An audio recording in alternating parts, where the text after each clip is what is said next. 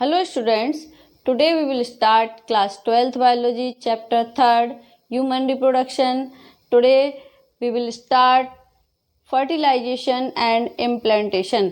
मतलब ये मैं बता तो चुकी हूँ आप लोगों को, बट थोड़ा सा अपन इसको कनेक्टिविटी बनाने के लिए आज के पार्ट के लिए, क्योंकि आज अपन को स्टार्ट करना है प्रेगनेंसी, पास्चुरेशन एंड लैक्टेशन. बट थोड़ा सा अपन इसकी लिंक को कंटिन्यू करके चलेंगे तो आप लोगों को समझने में भी प्रॉब्लम नहीं आएगी. इसीलिए मैंने जो आज अपना लास्ट पार्ट है, इस पार्ट में मैंने इसकी कनेक्टिविटी को बनाने के लिए फर्टिलाइजेशन को एक बार रिपीट कर दूंगी फास्ट, है ना. बहुत ज़्यादा डीपली नहीं लेंगे अपन, क्योंकि अपन बहुत दिन से यही सब पढ़ रहे हैं और बार बार यही चीज़ें सुन रहे हैं, fertilisation, gametogenesis, spermatogenesis, oogenesis. But आज अपन सिर्फ थोड़ा सा इन टॉपिक्स में कनेक्टिविटी अपनी बनी रहे और आप लोगों को इजीली समझ में आ जाए, इसीलिए अपन इसको थोड़ा सा डिस्कस करेंगे. सो फर्टिलाइजेशन आप लोगों को सबको मालूम है. During coitus the semen is released into vagina, passes through the cervix of the uterus and reaches the ampullary isthmic junction of the fallopian tube, right? The ovum is also released into the junction for fertilization to occur, है ना. क्यों ovum release हो जाता है इस junction पर? जिससे कि यहाँ पर फर्टिलाइजेशन हो सके. The process of fusion of the sperm and the ovum is known as fertilisation. और फर्टिलाइजेशन अपन किसको बोलते हैं कि जब स्पर्म एंड ओवम की फ्यूजन होती है, that process is called fertilisation. Okay. During fertilisation the sperm induce changes in the zona pellucida and block the entry of other sperm. This ensure that only one sperm fertilization and ovum.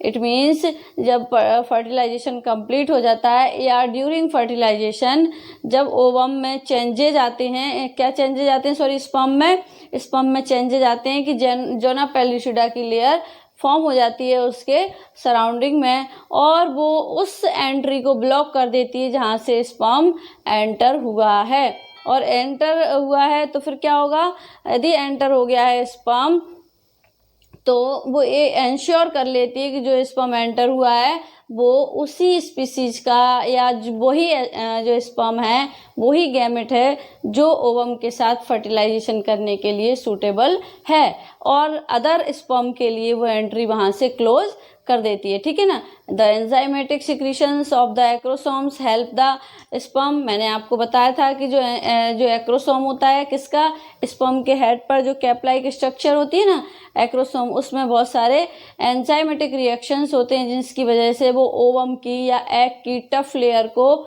Destroy करके उसके अंदर entry कर जाता है. किसके cytoplasm में, किसके cytoplasm में, ओवम के साइटोप्लाज्म में. This causes the completion of meiotic division of the secondary oocyte, है ना, resulting the formation of a haploid ovum, है ना. अब एंड सेकेंडरी पोलर बॉडी. अब अपन ने यहाँ पर मैंने ये चीज़ भी आपको बता दी थी कि जब मियोटिक डिवीज़न होता है तो सेकेंडरी oocyte की फॉर्मेशन हो जाती है, जो कि क्या करता है, फिर इसके रिजल्ट में हैप्लॉइड ओवम की फॉर्मेशन होती है, और उसके साथ एक अनइक्वल डिवीज़न होता है इसमें. क्यों? क्योंकि इसके साथ भी अनइक्वल डिवीज़न होता है. क्यों? क्योंकि इसके साथ एक सेकेंडरी पोलर बॉडी की भी फॉर्मेशन हो जाती है, जैसा कि अपन लास्ट पार्ट्स में देखकर आए हैं. ठीक है ना. Then the haploid sperm nucleus fuses with the haploid nucleus of the ovum. अब यहाँ पर क्या होता है, haploid sperm, gamete always haploid होते हैं, we are know that already, है ना. तो जो हैप्लॉइड स्पर्म है इनका न्यूक्लियस है वो हैप्लॉइड किसके न्यूक्लियस से फ्यूज हो जाता है, ओवम के न्यूक्लियस से आपस में फ्यूज हो जाते हैं और किसकी फॉर्मेशन कर देते हैं, यहाँ पर जाइगोट की फॉर्मेशन करते हैं, जो कि ऑलवेज डिप्लॉयड होता है ना, right. Mitosis start as the zygote moves through the isthmus of the oviduct, जिसको अपन बोलते हैं cleavage stage, and form 2, 4, 8, 16 daughter cells called blastomeres. ये मैंने आपको बताया था, 2 सेल्ड स्टेज आती है, 4 आती है, फिर 8 सेल्ड स्टेज आ जाती है, फिर 16 सेल स्टेज आ जाती है, जो मोरूला और मैंने ब्लास्टुला ये सब स्टेजेस आपको बताई थी ना लास्ट पार्ट में। और लास्ट में जो 16 स्टेज की डॉटर सेल्स पूरी कंप्लीट हो जाती है, उस स्टेज को अपन बोलने लगते हैं क्या वहाँ पर, which is called blastomeres. 8 to 16 cell embryo is called morula, है ना, मैं आपको ऑलरेडी बता चुकी हूँ। Which continues to divide to form a blastocyst, जो कि फिर भी कंटिन्यू चलती रहती है और डिवाइड होते रहते हैं, और किसको फॉर्म करती है लास्ट में जाकर, ब्लास्टोसिस्ट को। तो the morula moves further into the uterus. जब ये ब्लास्टोसिस्ट बन जाता है, इट मीन्स ये जो है इम्प्लांटेशन के लिए प्रिपेयर हो गया है। इम्प्लांटेशन मीन्स जो यूटेरस की वॉल होती है, यूटेराइन वॉल, उससे ये ब्लास्टोसिस्ट चिपक जाता है ना, उसको अपन बोलते हैं implantation. The cell in the blastocyst are arrange into an outer trophoblast और इनर सेल मास। मैंने यहाँ पर भी आपको बताया था कि जो इसकी सेल्स होती हैं किसकी, ब्लास्टोसिस्ट की, वो 2 लेयर में अरेंज हो जाती हैं। एक तो ट्रोपोब्लास्ट होती है जो आउटर होती है, और दूसरा अंदर इनर सेल मास होता है। द ट्रोपोब्लास्ट गेट अटैच्ड, मैंने आपको डायग्राम बनाकर उस दिन ये सब बताया था कि किससे अटैच हो जाती है, to the uterine endometrium. The process is called implantation, this lead to pregnancy. देखिए मैं एक बार और आपको रिमाइंड करने के लिए बता देती हूँ, मैंने बताया था ना, ये समझ लीजिए ट्रोपोब्लास्ट की लेयर है, और इसमें इस तरह से ये जो है प्रोजेक्शन आ जाते हैं, और ये जो प्रोजेक्शन आ जाते हैं, तो इन प्रोजेक्शन में से फिर जो यूटेराइन की बॉल होती है वो इस तरह से, मैंने बताया था ना आपको कि इस तरह से इनमें से इस तरह से ये अपन कहें कि उनमें ये आपस में ऐसे धस जाते हैं एक दूसरे में। तो जब ये सिचुएशन आ जाती है, इट मीन्स क्या होता है कि जो एंडोमेट्रियम की बॉल से जो है ब्लास्टोसिस्ट वहाँ पर इम्प्लांट हो जाता है। Now inner cell mass gets differentiated to form the embryo, और जो इनर सेल मास है वो डिफ्रेंशिएट करता है और किसको फॉर्म कर देता है, एम्ब्रियो को फॉर्म कर देता है। यहाँ तक अपन बहुत अच्छे से समझ चुके थे लास्ट पार्ट में, बट मैंने आपको आगे का अपने को पढ़ना है आज प्रेगनेंसी, तो उस प्रेगनेंसी को कंटिन्यू करने के लिए अपन ने इस प्रोसेस को थोड़ा सा साथ में ले लिया है। अब आफ्टर इम्प्लांटेशन, है ना, the trophoblast form finger like projections. तो मैंने आपको बताया फिंगर लाइक प्रोजेक्शंस आ जाते हैं, यहाँ बताया मैंने आपको अभी। एंड जो कॉल्ड कोरियोनिक बिली, ये मैंने यहाँ पर मेंशन भी कर रखा है कोरियोनिक बिली को। अब अपन ने देखा यहाँ पर which help in supplying the developing chorionic villi surrounding by the uterine tissue and maternal blood. और जो सराउंडिंग किसके बोला है मैंने, यूटेरस के। जैसे ये यूटेरस की बॉल है फॉर एग्जांपल यहाँ, और इसमें जो एंडोमेट्रियम की लेयर है उसमें भी इस तरह के प्रोजेक्शंस हैं, और जो यहाँ पर एम्ब्रियो आया है उसकी जो आउटर लेयर है ट्रोपोप्लास्ट, तो उस ट्रोपोप्लास्ट में भी इस तरह से ये इससे चिपक जाता है। और ये चिपक जाता है मीन्स इन दोनों में आपस में ये इस तरह से लॉक कर देते हैं, है ना। इस तरह से मैंने एक हाथ ऐसा डाला ना तो लॉक हो गया। इस तरह की सिचुएशंस इनमें बन जाती है। किन किन के बीच में, जो ट्रोपोब्लास्ट की जो लेयर है उस पर जो फिंगर लाइक प्रोजेक्शंस फॉर्म हुए हैं, वो जिनको अपन ने क्या बोला है, chorionic villi. And uterine wall के सराउंडिंग में जो टिश्यूज और जो मैटरनल ब्लड है उसमें इस तरह की जो है आपस में जो है एडजस्टमेंट हो जाता है। तो अपन इसको कैसे कह सकते हैं, इसको आगे मैं बताती हूँ क्यों हो जाता है। कि जो कोरियोनिक बिलाई है और जो यूटेराइन टिश्यू हैं get integrated to form placenta, मतलब ये आपस में कनेक्ट होकर एक ऐसी स्ट्रक्चर को फॉर्म कर देते हैं जिसको अपन क्या बोलते हैं, placenta, which help in supply the developing embryo with oxygen, nutrition या nutrients and is also involve in the removal of waste. अब इस प्लेसेंटा का फंक्शन क्या है, ये जो मैटरनल ब्लड होता है उसके थ्रू ये क्या करता है, मतलब जो मदर से फीटस की कनेक्टिविटी को बनाने में हेल्प करता है। इससे क्या हेल्प मिलेगी, तो जो प्लेसेंटा है वो मदर से जो न्यूट्रिएंट्स है, ऑक्सीजन्स हैं, उनको जो मैटरनल ब्लड बोला था ना अपन ने, तो वो मैटरनल ब्लड जो ऑक्सीजन और ब्लड के साथ लेके आ रहा है, सप्लाई कर रहा है, और जो न्यूट्रिएंट्स आ रहे हैं उनको फीटस तक ले जाने में हेल्प करता है, पहुंचाने में हेल्प करता है। और फीटस से जो वेस्ट रिमूवल उसको मिला है उस प्लेसेंटा को, उनको वो वापस उन मैटरनल ब्लड में डाल देता है। मतलब इसमें ये कनेक्शन का काम करता है मदर और फीटस के बीच में, ठीक है ना। The placenta is connected to the embryo by the umbilical cord. अब जो प्लेसेंटा कनेक्ट होता है यूटरस से, किससे, एम्ब्रियो से, सॉरी, अम्बिलिकल कॉर्ड होती है एक, मैंने शायद डायग्राम आपको उस दिन दिखाया था, जैसे फीटस बेबी होता है, इन दोनों के बीच में एक कॉर्ड होती है इस तरह से। तो ये तो प्लेसेंटा होता है, ये कॉर्ड क्या करती है, इनको कनेक्ट करने का काम करती है। किस किस के बीच में, जो प्लेसेंटा किसको कनेक्ट करके रखता है इसके थ्रू, जो एम्ब्रियो है और जो मतलब कहना चाहिए अपने को जो मैटरनल बॉडी है उससे ये कनेक्ट करके रखता है, जिससे इनको बहुत ज़्यादा हेल्प मिलती है किस चीज़ में, कि जो placenta act as a endocrine gland.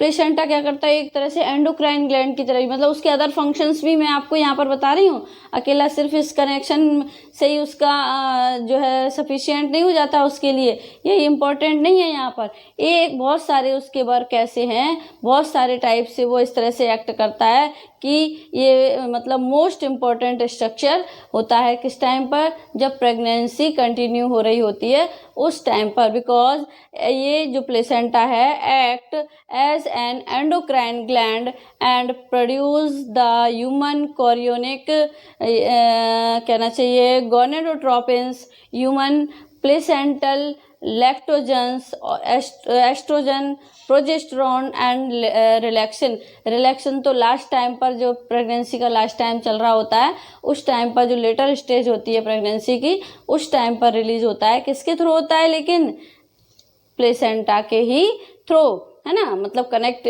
Hormones भी कौन पहुंचाएगा, यही तो पहुंचाएगा यदि जो फीटस तक जाने हैं, है ना। These hormones support fetal growth and help in the maintenance of pregnancy. और ये जो हार्मोन्स हैं जो कौन सिक्रीट कर रहा है, प्लेसेंटा सिक्रीट कर रहा है, एंडोक्राइन ग्लैंड की तरह वर्क करके प्रोड्यूस कर रहा है जिन हार्मोन्स को, तो ये किस में हेल्प करते हैं, फीटल के ग्रोथ में भी हेल्प करते हैं, और जो प्रेगनेंसी जो गोइंग ऑन है इस प्रेगनेंसी को भी मेंटेन करने में हेल्प करते हैं। Hormones like estrogen, progesterone, cortisol, prolactin भी ले सकते हैं अपन इसमें, are increased several folds in the maternal blood.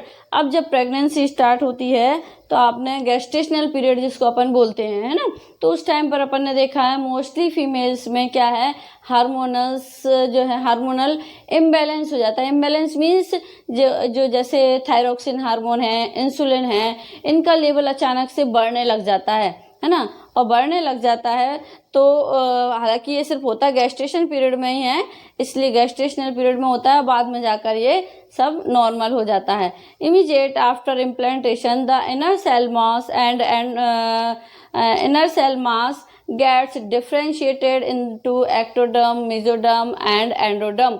मैंने आपको बताया था इसकी बॉल होती है ये, मैंने आपको बताया था कि पहले एंडोडर्म, एक्टोडर्म, एंडोडर्म और बाद में बनती है मेसोडर्म। मेसोडर्म कौन सी लेयर होती है, मिडिल लेयर होती है, ठीक है ना।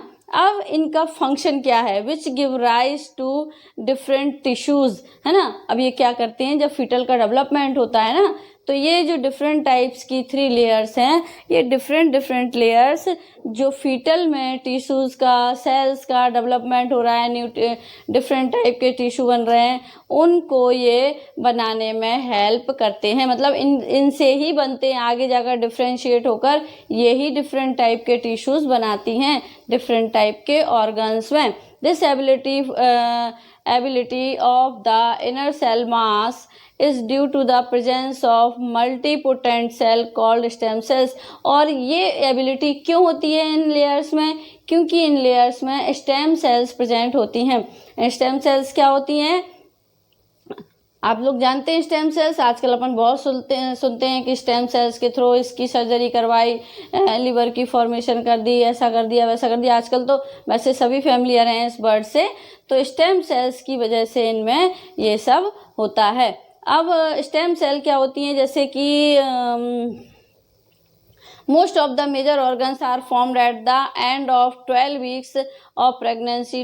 During 5 months the limbs and body hair are formed by the 24 weeks. अब ये मैं आपको स्टेप बता रही हूँ कि जो मेजर ऑर्गन्स होते हैं जितने भी फीटल के, वो जब तक मतलब प्रेगनेंसी के 12 वीक्स कंप्लीट होने तक, 12 वीक्स मतलब कितने हो गए, 1 मंथ में अपने होते हैं कितना, 4 वीक्स, तो मतलब 3 मंथ कंप्लीट होने पर, it means first trimester complete होने तक ये जो प्रेगनेंसी के इनमें मोस्टली जो ऑर्गन है वो फॉर्म हो जाते हैं, मेजर ऑर्गन्स हैं जो। और जब 5 मंथ की प्रेगनेंसी होती है उस टाइम पर जो फीटल की जो लिम्ब होते हैं, है ना, उसकी जो फिंगर्स होती हैं और बॉडी पर जो टिनी हेयर्स हैं ये भी फॉर्म हो जाते हैं, है ना। लिम्स और बॉडी हेयर कब फॉर्म होते हैं, 24 वीक्स कंप्लीट होते हैं जब तक। और आई लिड भी सेपरेट हो जाती हैं, आई लिड्स भी, आई लैशेस भी फॉर्म हो जाती हैं।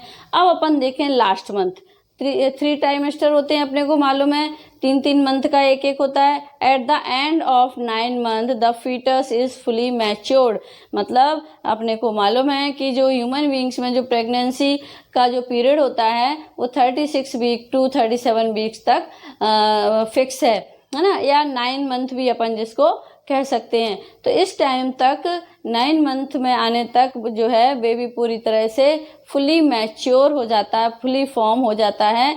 अब इसके बाद आता है अपना, जब फॉर्म हो गया तो अब डिलीवरी भी होगी, तो उस डिलीवरी के प्रोसेस को अपन क्या बोलते हैं, parturition. Parturition means during pregnancy has human pregnancy has the duration of 9 months, मालूम है अपने को। This duration is called gestation period, अभी मैंने आपको बताया भी था। At the end of this period vigorous uterine contraction lead to the delivery of the fetus. This process is called parturition. अब ठीक है, ये अपन ने पीरियड तो टाइम पीरियड तो कंप्लीट कर लिया, और जैसे ही ये टाइम पीरियड कंप्लीट होता है तो यूटेराइन की जो बॉल होती है, जो उस बॉल में बहुत सारे जो है कॉन्ट्रैक्शन स्टार्ट हो जाते हैं, और जैसे ही ये कॉन्ट्रैक्शन स्टार्ट होते हैं तो क्या होता है, फिर जो है जो बेबी होता है वो आगे की तरफ पुश हो जाता है, जो फीटस है। और this process is called parturition. Parturition is neuro endocrine mechanism. Parturition एक तरह से न्यूरो एंडोक्राइन मैकेनिज्म है, and it is started by the signals from the developed fetus and the placenta which produce the fetal ejection reflex. अब जो अपने को signal उस time पर मिलने लगते हैं कि जो फीटल है वो पूरी तरह से तैयार हो गया है। किस चीज़ के लिए तैयार हो जाता है, आउट ऑफ द बॉडी जो है डिलीवरी के लिए। अब इसमें मैंने कहा था आपसे, जो पास्चुरेशन है ये न्यूरो एंडोक्राइन मैकेनिज्म होता है। क्यों बोला मैंने ये वर्ड मैंने इसलिए बोला कि न्यूरो मीन्स जितनी भी मसल्स हैं यूटेराइन बॉल की, उन सब में कॉन्ट्रैक्शन स्टार्ट हो जाता है, और कॉन्ट्रैक्शन होता है तो जो रिलैक्सेशन हार्मोन, एक मैंने आपको नेम लिया था कि वो लेटर प्रेगनेंसी में रिलीज होता है, तो वो एंजाइम यहाँ पर आकर रिलीज होने लगता है, जिससे कि क्या होता है, जो कॉन्ट्रैक्शन का प्रोसेस हो रहा है, रिलैक्सेशन और कॉन्ट्रैक्शन का, जिसके थ्रू बेबी पुश हो रहा है, फीटस पुश हो रहा है आउटसाइड में, तो वो और ज़्यादा रिलीज होने लगता है। इसके लिए एक और हार्मोन्स रिस्पॉन्सिबल होता है, कौन सा, ऑक्सीटोसिन, जो क्या करता है, द कॉजेज और the release of oxytocin from the pituitary which cause stronger uterine contraction। और जैसे ही जो रिलैक्सिन हार्मोन सिक्रीट होता है ना, तो क्या होता है, एरिया जो है इंक्रीज हो जाता है, किसका, जो अपने जेनाइटल ट्रैक्ट है, और जेनाइटल ट्रैक्ट का जो एरिया है वो इंक्रीज करने लगता है, मतलब उसमें रिलैक्सन आ गया, मतलब रिलैक्सिन आ गया मीन्स वो थोड़ा सा इलास्टिसिटी आ गई उसमें, अपन ऐसे कह सकते हैं, और रिलीज होता है। तो उस टाइम पर एंटीरियर पिट्यूटरी से भी ऑक्सीटोसिन हार्मोन क्या है, सिक्रीट होने लगता है, जिससे कि वो किसके लिए रिस्पॉन्सिबल होता है, जिससे कि यूटेरस की जो यूटेराइन कॉन्ट्रैक्शन है वो और ज़्यादा जल्दी होने लगते हैं, फास्ट होने लगते हैं, ऐसा कहना चाहिए। This leads to the expulsion of the baby along with the placenta. और इसका रिजल्ट क्या होता है कि जो बेबी है वो प्लेसेंटा के साथ जो है बाहर की साइड आने लगता है। और during pregnancy the mammary gland undergo differentiation and milk is produced during the end of pregnancy. अब जिस टाइम पर प्रेगनेंसी चल रही होती है उस टाइम पर एक और ग्लैंड अपना काम कर रही होती है। कौन सी? मेमरी ग्लैंड है, उसमें डिफ्रेंशिएशन स्टार्ट हो जाता है। और जो मेमरी ग्लैंड में जो लोबी मैंने आपको बताया था ना यहाँ पर ब्रेस्ट का पूरा डायग्राम बनाकर, तो उसमें जो है अलग अलग लोब्स फॉर्म हो जाते हैं जिनमें जो मिल्क का प्रोडक्शन होने लगता है जब during the end of the pregnancy, जब प्रेगनेंसी का लास्ट टाइम आ जाता है उस टाइम पर the milk produced during the first few days of lactation is known as colostrum.